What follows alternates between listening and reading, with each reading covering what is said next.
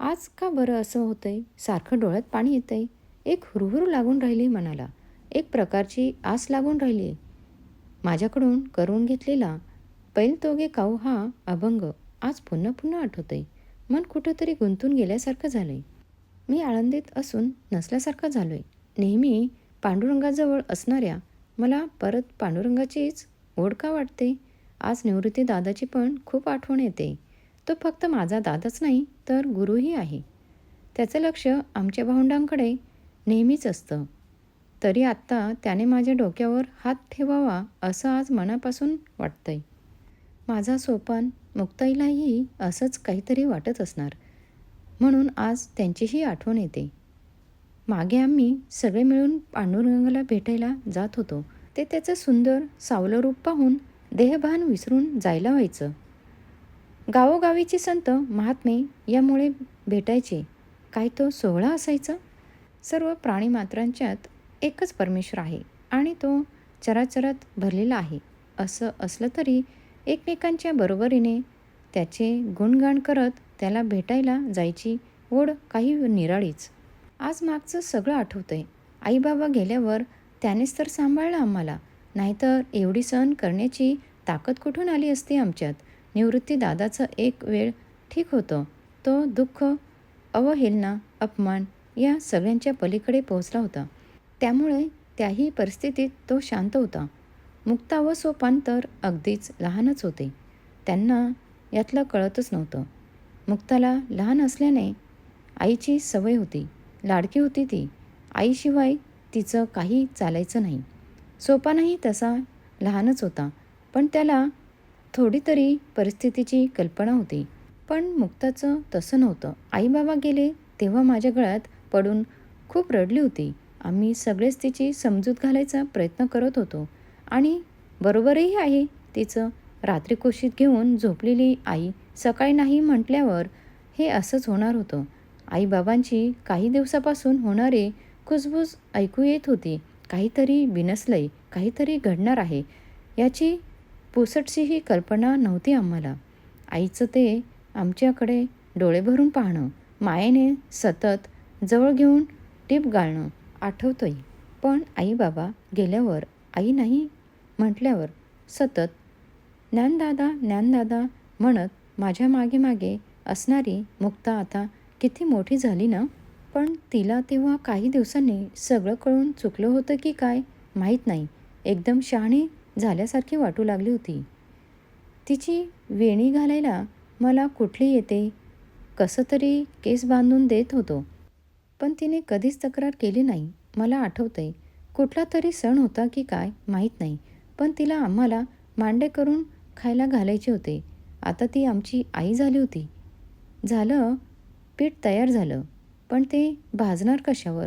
मग काय गेली कुंभाराकडे तवा आणायला. पण वाटेतच येसू काका भेटले. ते तिला काही बाई लागेल असंच बोलले. तिच्या गालावर पाठीत धपाटेही मारले. झालं. ते सहन न झाल्याने रडतच कुटीत आली. तिला त्यांनी मारल्याचं दुःख नव्हतंच. ते तर आम्हाला मांडे खायला घालता येणार नाहीत याच्यात जास्त दुःख होतं. मी ध्यानालाच बसलो होतो. समोर माझे गुरु आणि बंधू निवृत्ती दादाही होता. त्याने आज्ञा केल्याने मी योग साधनेने माझ्या पाठीतून विस्तव प्रज्वलित केला. आता मुक्ताला ना विस्तव पेटवण्याची ना तव्याची गरज होती. तिला खूप आनंद झाला. ती माझ्या पाठीवर मांडे भाजू लागली. कावडातून दिसत होतं की आजूबाजूच्या लोकांनी हे पाहण्यासाठी गर्दी केली होती. त्या लोकांवर आम्ही काय रागवणार? सत्ता चालते ती फक्त परमेश्वराची. एकदा मुक्ताला खूप भूक लागली होती. म्हणून मी गेलो गावात माधुकरी मागायला. पण लोकांनी माधुकरी तर वाढलीच नाही. उलट आईबाबाविषयी काही बाई बोलून संन्याशाची पोरं म्हणून हेटाळणी केली. मला माझ्या अपमानापेक्षा आईबाबांना असं बोललेलं आवडलं नाही. मला खूप वाईट वाटलं. मी तसाच धुमसत झोपडीत आलो व ती लावून रडू लागलो. सगळ्यांचाच खूप राग आला होता. मला मुक्ता बाहेर खेळत होती. मला असा रागाने झोपडीत शिरताना पाहिल्यावर ती लगेच पळतच आली व ज्ञानदादा ताटे उघड म्हणून लागली. पण मी काही ताटी उघडली नाही. संत तोची जाणा जगी, दया क्षमा ज्याचे अंगी, योगी पावन मनाचा, साहे अपराध जनाचा. असे म्हणून तिने मला असे काही समजावले की मला बाहेर यावेच लागले. आता मी लहान व ती माझी मोठी बहीण झाली होती. ती एवढी शहाणी कधी झाली? मग मीच कसा असा वागलो? असे प्रश्न मलाच पडू लागले. असंच ज्यासाठी आईबाबांना विसरायचं म्हणत होतो, पण लोक ते तसं आम्हाला विसरू देत नव्हते. संन्याशाची पोरं म्हणून हसत होते. साधी माधुकरीही कोणी वाढत नव्हते. आणि वाढली तरी असं म्हणून का हसत होते? का आमची अवहेलना करत होते? काय चूक होती त्यांची? आमच्या बालपणाला असले पडलेले प्रश्न सोडवताना निवृत्ती दादाची चांगलीच दमछाक व्हायची. नावाप्रमाणे तो या सगळ्यांपासून निवृत्त होत होता. सतत डोळे मिटून शांत बसत होता. त्याच्यावर आम्हाला सांभाळण्याची जबाबदारीच येऊन पडली असली तरी तो मात्र आमच्यात असून नसल्यासारखा होता. म्हणून तो आमची काळजी करत नव्हता असं मात्र नाही, पण त्याला या जन्मीचं कोडं गुरूंच्यामुळे उलगडलं असावं. मन शांत करायला मग तो आम्हाला घेऊन पंढरीला निघायचा. तिथे इतरही संत महात्मे आलेले असायचे. सगळेच मग तल्लीन होऊन त्याच्यापुढे नाचायचो. कोणी अभंग, कोणी कीर्तनही करायचे. हे सगळं बघून तो कुठल्या विटेवर राहतोय, तोही कुणाला खांद्यावर, कुणाला डोक्यावर, कुणाचे हात धरून आमच्याबरोबर अगदी दमेपर्यंत नाचायचा. इतका नाचायचा की त्याचा पितांबर गळून पडल्याचंही त्याला भान नसायचं. आम्हाला तरी कुठे कळायचं ते? सगळाच आनंदी आनंद.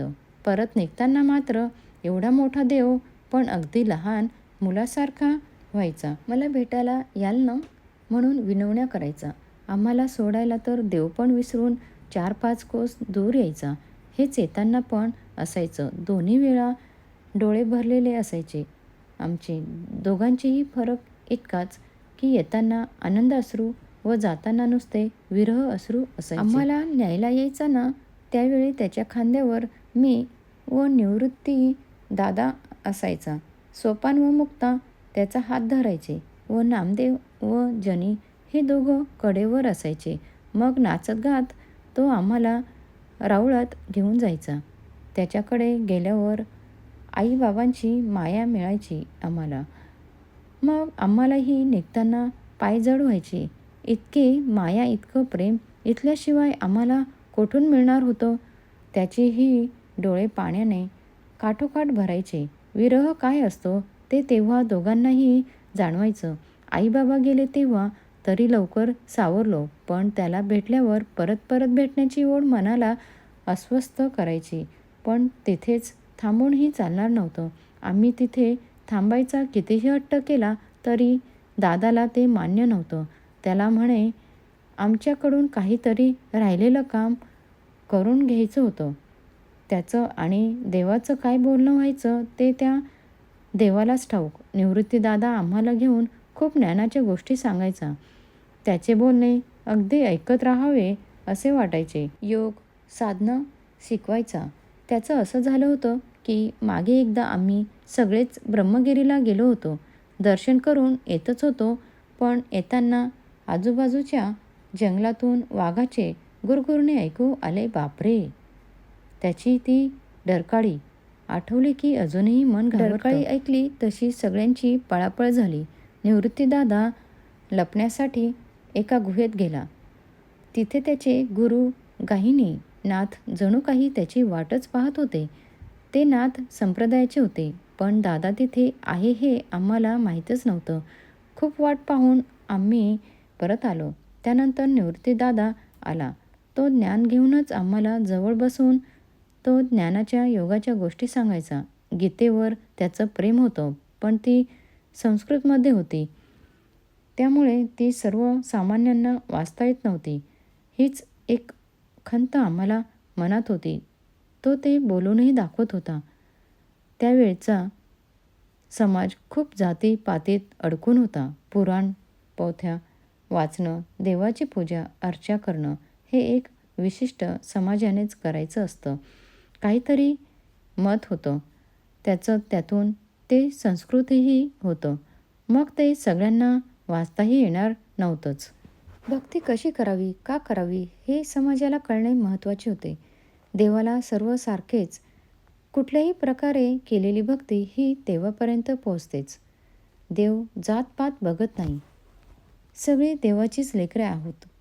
सगळींकडे तो आहेच हे लोकांना सांगून त्यांना भक्ती मार्गाला लावणे हेच मुख्य काम होतं. दादाचं व त्याने आम्हालाही बरोबर घेतलं होतं. त्यामुळे आमच्या सगळ्यांचा तो दादा होता. तसाच गुरुही होता. याच कार्यासाठी दादाला त्याचे गुरु गहिनीनाथ गुहेत भेटले होते. एकदा निवृत्ती दादाने मला मिठी मारली.